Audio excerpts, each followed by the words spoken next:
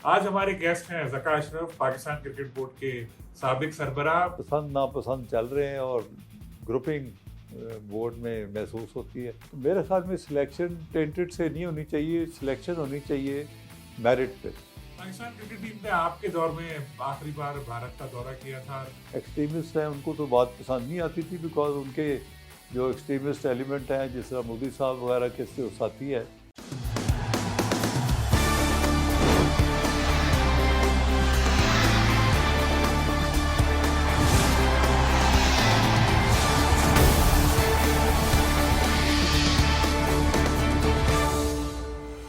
अस्सलाम वालेकुम, मैं हूं सलीम खालिक और आप लोग देख रहे हैं प्रोग्राम क्रिकेट कॉर्नर। आज हमारे गेस्ट हैं ज़का अशरफ, पाकिस्तान क्रिकेट बोर्ड के साबिक सरबराह, और उनके दौर में ही पाकिस्तान क्रिकेट टीम ने आखिरी बार भारत का दौरा किया था। पीएसएल का ख्वाब भी उन्होंने देखा, इब्तदाई काम भी हुआ, लेकिन फिर उसको अमली जामा नहीं पहनाया जा सका क्योंकि फिर गवर्नमेंट चेंज हो गई थी और ज़का अशरफ साहब को भी ओहदा अपना छोड़ना पड़ा था। तो ज़का अशरफ साहब से बात करेंगे पीएसएल के हवाले से, पाकिस्तान इंडिया क्रिकेट रवाबित के हवाले से, और इन दिनों पाकिस्तान क्रिकेट बोर्ड किस तरह से काम कर रहा है, क्या वो उससे मुतमईन है। तो बातचीत का आगाज करते हैं। अस्सलाम वालेकुम ज़का साहब। जी वालेकुम सलाम जी। ज़का साहब, सबसे पहले तो ये बताइए कि जो पाकिस्तान क्रिकेट बोर्ड है बहुत ज़्यादा इन दिनों तनकीद की जद में है। कई फैसले उसके जो हैं वो बैकफायर हुए, और इसके अलावा जो पीएसएल में हुआ जो मसले मसाइल, उसकी वजह से भी बहुत ज़्यादा तनकीद हो रही है। तो आप इन सब चीज़ों को किस तरह देख रहे हैं, being a former chairman PCB? Cricket board जो है, अगर आप देखें तो क्रिकेट बोर्ड में जो इस वक्त सबसे ज़्यादा नुकसान किया जा रहा है, जितने क्लब्स हैं वो ख़त्म कर दिए हैं, जितनी डोमेस्टिक स्ट्रक्चर है तकरीबन वो ख़त्म हो चुका है। डिपार्टमेंटल क्रिकेट इन्होंने बिल्कुल ही ख़त्म कर दी गई है। और मुझे नहीं समझ आ रहा कि जब ये जो रीजन क्रिकेट, डिस्ट्रिक्ट क्रिकेट और क्लब्स नहीं होंगे तो आपको वो पनीरी कहाँ से मिलेगी, खिलाड़ियों की कहाँ से आएंगे? बिकॉज़ अभी तक तो जो चल रहा है, चलो पीएसएल जो चल रहा है उससे आपको चलो कुछ ना कुछ मिल रहा है, लेकिन ये कितनी देर चलेगा? बिकॉज़ उसके बाद तो आपको ज़रूरत होगी नए नए टैलेंट की, नए नए नीचे से जो बच्चे हैं, छोटे हैं, जिनको आपने आहिस्ता आहिस्ता ग्रो करके उनको ट्रेन करना है और पाकिस्तान क्रिकेट को वो फीड कर सकें। तो वो चीज़ें तो ख़त्म हो जाएंगी, तो किस तरह चलेगा ये? और चंद लोगों के हाथ में बोर्ड दे दिया गया है, वो जो मर्ज़ी करते जा रहे हैं, कोई मेरिट की चीज़ चल नहीं रही और पसंद नापसंद चल रहे हैं और ग्रुपिंग बोर्ड में महसूस होती है। और 90 के करीब क्लब्स हैं जो सारे इन्होंने बंद कर दिए हैं। अगर 90 क्लब्स बंद हो जाएंगे तो वो बच्चे और उसमें जो रोज़गार था लोगों का वो किधर जाएगा? जो उसमें ग्राउंड मैन, जो छोटे छोटे जो लोग हैं जिनका रोज़गार था वो भी ख़त्म, ट्रेनिंग भी ख़त्म, ना किट मिलेगी ना कुछ मिलेगी। ये तो बिल्कुल नीचे से बुनियाद जो है उसको बिल्कुल ही ख़त्म करने वाली बात है क्रिकेट की। तो मैं तो बड़ा इसको सोच कर देख कर थोड़ा सा उस पर अफसरदा भी हुआ था कि ये क्या कर रहे हैं, ना किसी को कॉन्फिडेंस में ले लिया, ना किसी को बताते हैं, ना कुछ कर रहे हैं। तो I don't know how the things are going to move ahead और किस तरह पाकिस्तान की क्रिकेट आगे सर्वाइव करेगी। ये ना हो कि हॉकी और दूसरी गेम्स की तरह क्रिकेट जो है वो भी एक खुदा न खास्ता अल्लाह ना करे कोई हिस्ट्री में चली जाए। तो ये बहुत ही दुख और अफसोस की सिचुएशन है। खैर, लेकिन अब जिस तरह आप देख रहे हैं कि मुसलसल दूसरे साल ऐसा हुआ कि पाकिस्तान क्रिकेट बोर्ड को बीच में ही रोकना पड़ा टूर्नामेंट जो है, और ये कई प्लेयर्स जो है वो कोविड का शिकार हुए, बायो बबल जो है सही तरह बना नहीं पाया। तो इसमें किसकी कोताही आप समझते हैं?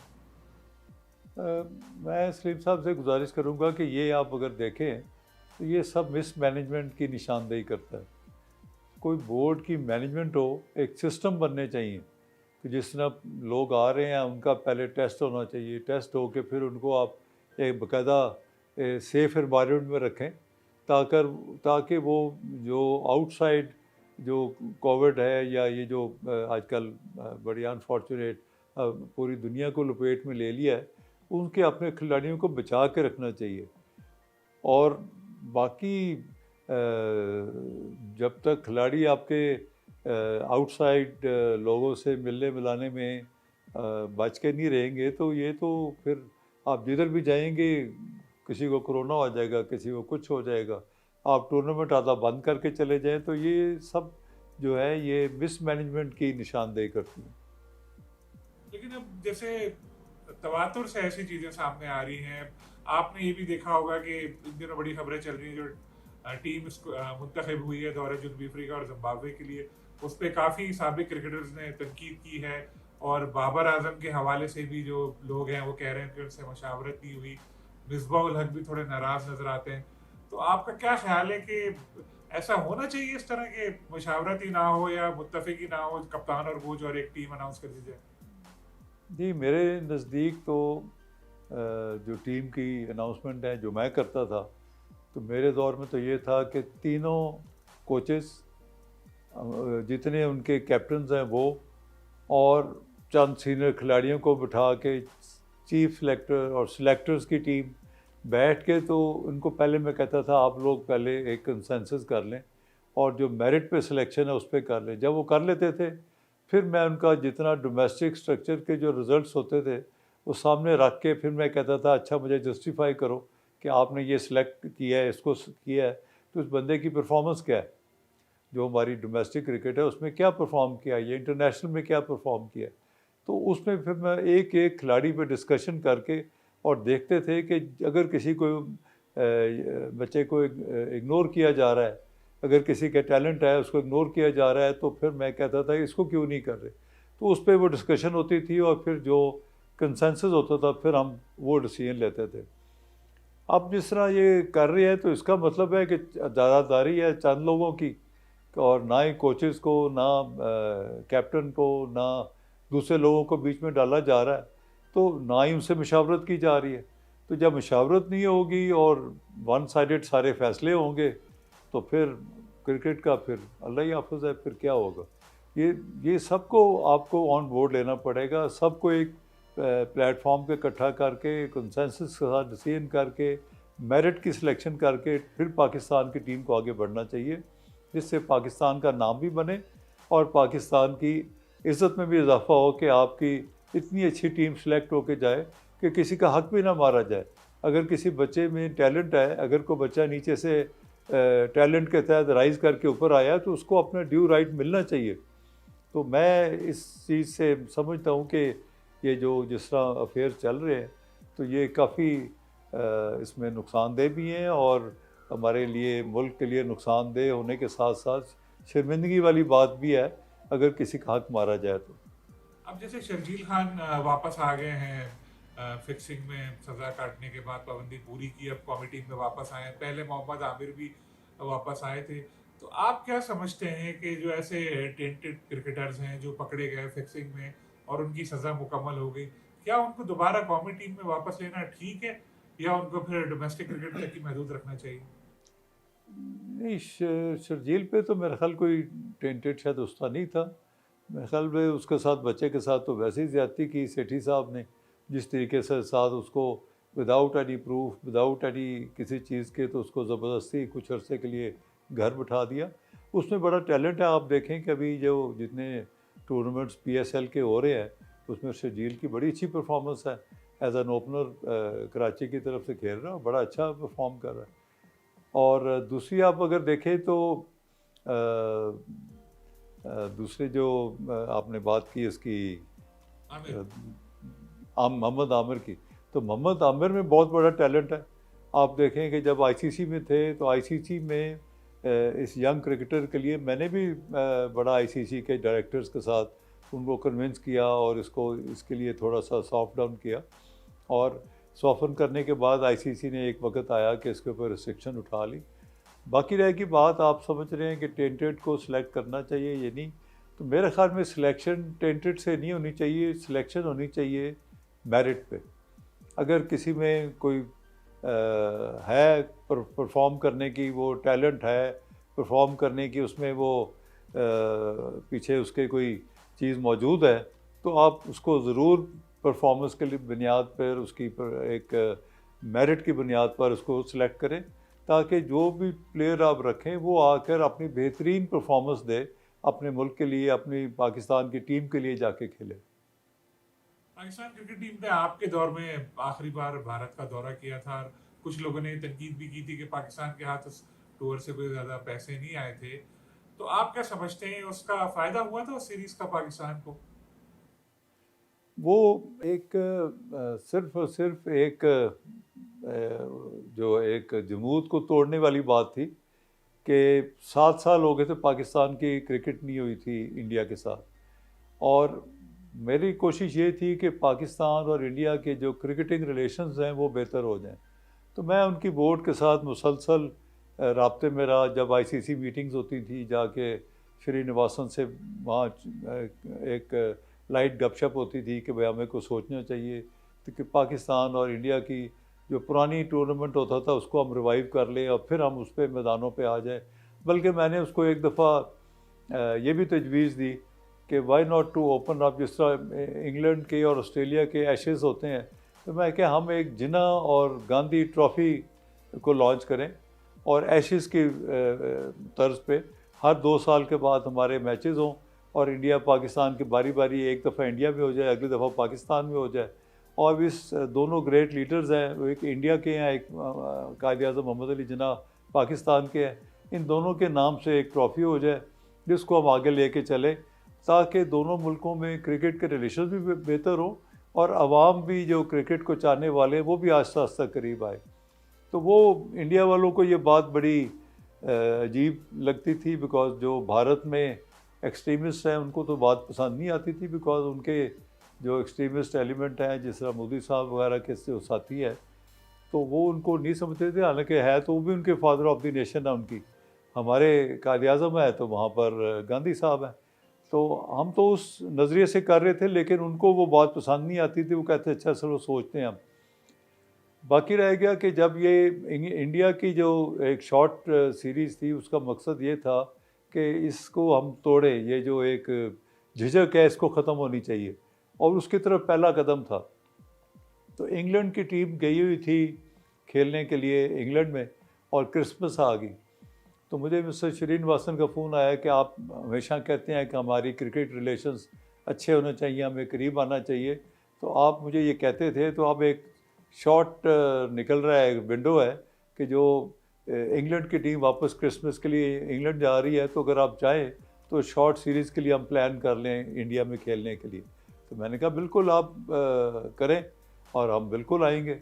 उस वक्त प्रेसिडेंट आसिफ जरदारी साहब हमारे पैटर्न भी थे, तो वो इंडिया जा रहे थे अजमेर शरीफ। तो मैंने उनसे रिक्वेस्ट की कि आप जा रहे हैं तो आपका ऑनर में लंच किया है इंडियन प्राइम मिनिस्टर ने, मनमोहन सिंह ने, तो आप उनसे हमारी क्रिकेट के लिए भी बात करें।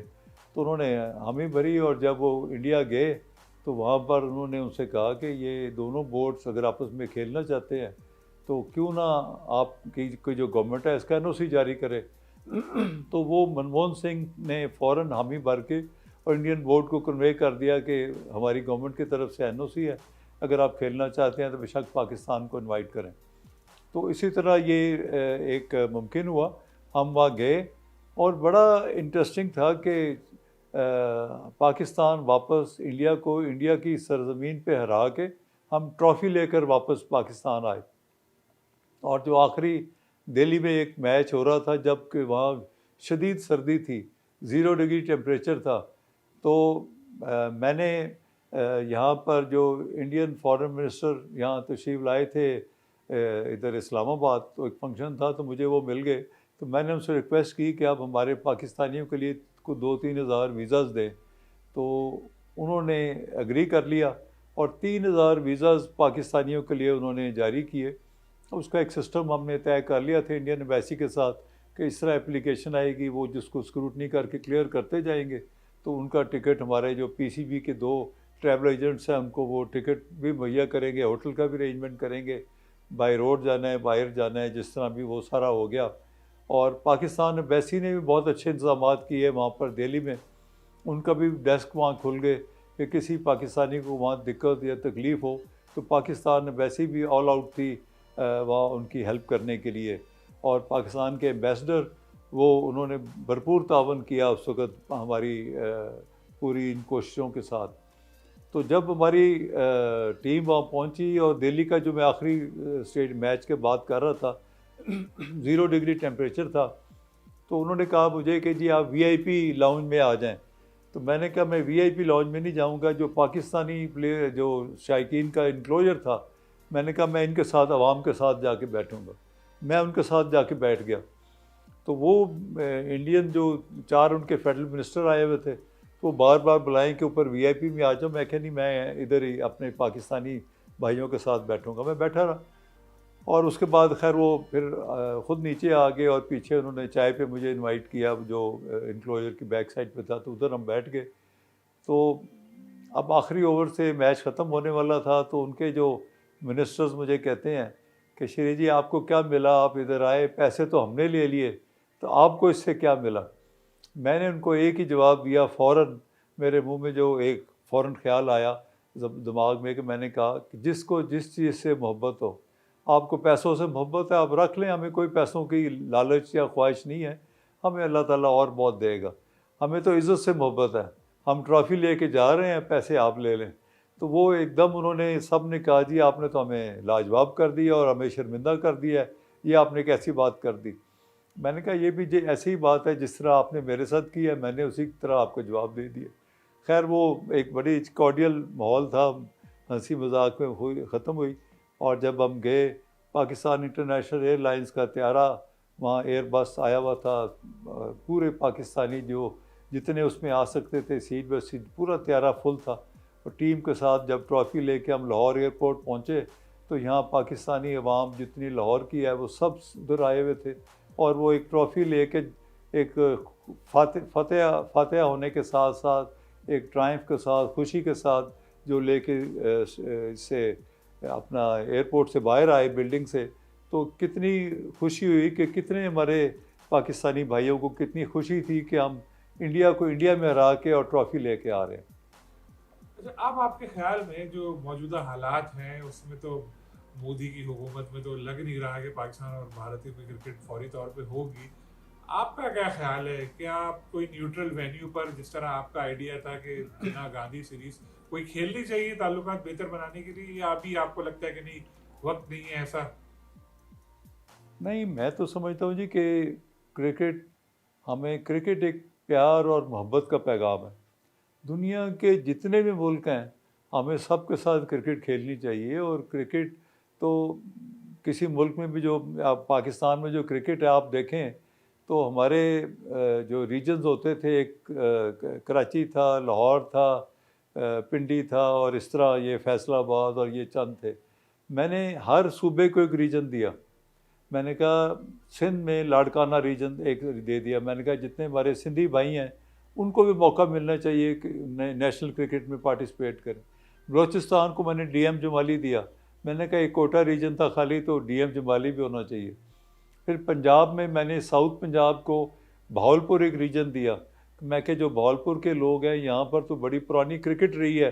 जब हम बचपन से देखते थे, तो मेरा क्योंकि ताल्लुक़ था, हॉस्टल में था मैं सादी पब्लिक स्कूल में, तो जितनी होती थी मैं देखता था कि कितने इंग्लैंड सी टीमें आके भावलपुर में खेलती थी, मैचेस खेलती थी। फजल महमूद और ये सारे हमारे जो स्टार क्रिकेटर्स वहाँ आते थे। तो मैंने कहा ये यहाँ पर तो क्रिकेट बड़ी फ्लरिश की है, तो भावलपुर को दिया। फिर मैंने केपीके में फाटा रीजन बनाया। आप देखें फाटा में अल्लाह ताला ने कितने अच्छे अच्छे टैलेंट वहाँ से भी निकल रहा है। तो टैलेंट पाकिस्तान में हर जगह है। मकसद मेरा ये था कि एक तो टैलेंट जो है वो हर जगह से पाकिस्तान की टीम को मिलना चाहिए, और दूसरा मेरे ज़हन में ये था कि ये जो क्रिकेट है ये एक नेशनल यूनिटी की अलामत है। तो जब और रीजन्स हमारे बनेंगे और हर कोई क्रिकेट में इन्वॉल्व होगा, जो पाकिस्तान टीम कहीं भी खेलेगी, तो पाकिस्तान जिंदाबाद का जो नारा है वो पाकिस्तान के हर कोने कोने से गूंजेगा। तो मकसद मेरा था नेशनल यूनिटी का भी और क्रिकेट को फैलाने का हर कोने में। और अल्लाह ने मुझे उसमें एक कामयाबी दी और अल्लाह की मेहरबानी से हुआ। बाकी आपने जो जैसा इंडिया और पाकिस्तान की क्रिकेट की बात की, तो मैंने ये श्रीनिवासन साहब से बात की, तो उन्होंने मुझे फिर अकेले में बात की, हमारी 1-on-1 मुलाकात हुई। तो मैंने कहा कि अब हम तो आए हैं, अब आप पाकिस्तान हमारे सरज़मीन पे कब आएंगे खेलने के लिए। तो उन्होंने मुझे फिर कहा कि एक प्रॉब्लम है, आप इस तरह करें कि हमारी जो इंडियन गवर्नमेंट का जो सिक्योरिटी प्लान है उसके लिए आप अपनी गवर्नमेंट को आमादा कर लें। अगर वो आमादा हो जाए तो हम आपको प्लान भेजेंगे, आप उसके मुताबिक सिक्योरिटी प्रोवाइड कर दें और हमारी गवर्नमेंट को यकीन दहानी करा दें। तो मेरी आपसे ये वादा है कि मैं नेक्स्ट डे मेरी जो टीम की जो प्लेयर्स हैं उनके पाकिस्तान के सरजमीन पे वो पाँव रखेंगे और वहाँ पहुँच जाएंगे। तो मैंने वो फ़ौरन ये बात ली और पाकिस्तान आके मैं पाकिस्तान के जो इंटीरियर मिनिस्टर थे उस वक्त अपने ये पीपल्स पार्टी के दौर में रहमान मलिक साहब, तो मैं रहमान मलिक साहब को मिला आकर मैंने ये बात की तो उन्होंने बड़ा सपोर्टिव रोल था उनका। उन्होंने कहा कि जी ठीक है, मैं आपको ये वादा देता हूँ कि आप बिल्कुल उनको ये बता दें और हम जो इंडिया टीम यहाँ आएगी हम उनको इंडियन जो रिक्वायरमेंट्स है सिक्योरिटी की उसके मुताबिक हम देंगे, वो आए पाकिस्तान में खेले। तो ये अल्लाह ताला की बड़ी मेहरबानी थी कि जिस जगह भी गए अल्लाह ने कामयाबी दी। तो मैंने फिर बोर्ड को कन्वे किया और अभी उस पर वो काम कर रहे थे। तो बहरहाल फिर नवाज शरीफ साहब की गवर्नमेंट आ गई और फिर वो सीन सेठी साहब के हवाले हो गया, फिर उसको पता ही है फिर उसके बाद आगे जिस तरह चला। अब मतलब मेरा सवाल ये था कि अब आपको क्या लगता है कि क्या दोनों मुल्कों को खेलना चाहिए? अगर एक दूसरे के मुल्क नहीं आ सकते तो क्या यूएई में कोई सीरीज खेलनी चाहिए? मैं तो समझता हूँ जी कि हमें ज़रूर खेलनी चाहिए। आप यूएई खेल ले, साउथ अफ्रीका खेल ले, श्रीलंका खेल ले, जिधर भी खेले।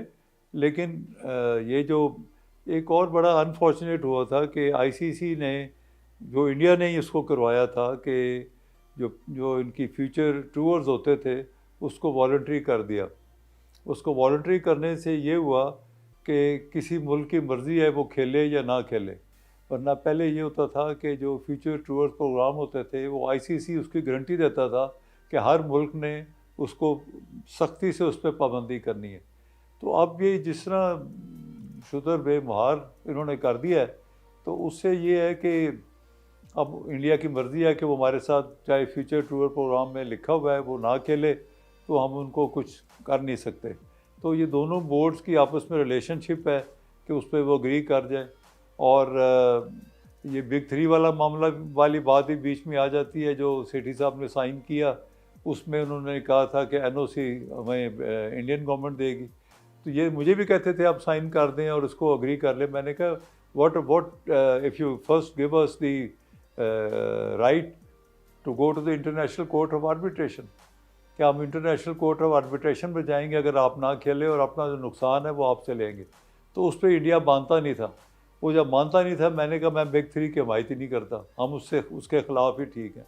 तो मैं जितनी देर रहा फिर मैं उनका जो ये कोशिश थी उसको रोकता रहा और 2-3 मौक़ों पे मैंने तो कामयाबी से इंडिया का बिग थ्री को पास नहीं होने दिया और मैंने उस पर स्टैंड लिया।